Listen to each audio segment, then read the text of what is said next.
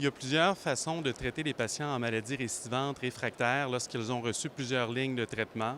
Une des cibles est le BCMA et il y a plusieurs façons de traiter les cellules qui présentent le BCMA, les cellules myélomateuses. L'une des façons est par ce qu'on appelle les T-cell engagers, des engageurs de cellules T, où on a des anticorps qui, normalement, a un bras d'anticorps qui est pour la cellule T et l'autre anticorps pour la cellule cible, la cellule myélomateuse. Dans ce cas-là, ce qui est intéressant, c'est que chimiquement, ils ont adapté l'anticorps à avoir un bras pour attirer la cellule CD3, la cellule T, et deux bras pour attirer la cellule myélomateuse, donc avoir une interaction probablement meilleure de la cellule T envers la cellule myélomateuse.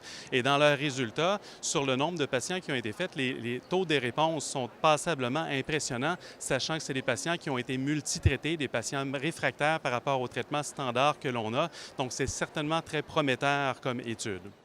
Donc, l'impact de cette étude-là, à court terme, on ne le verra pas. On est toujours à l'étape de la recherche, savoir comment utiliser ces médicaments-là le mieux possible parce qu'ils sont associés à certaines toxicités, des syndromes de relargage de cytokines, par exemple, ce qu'on appelle les CRS, des neurotoxicités possibles. Dans cette étude-là, il y avait pas de neurotoxicité, des infections possibles. Donc, il y a des toxicités. On est toujours à s'habituer à ces produits-là sous forme d'études cliniques.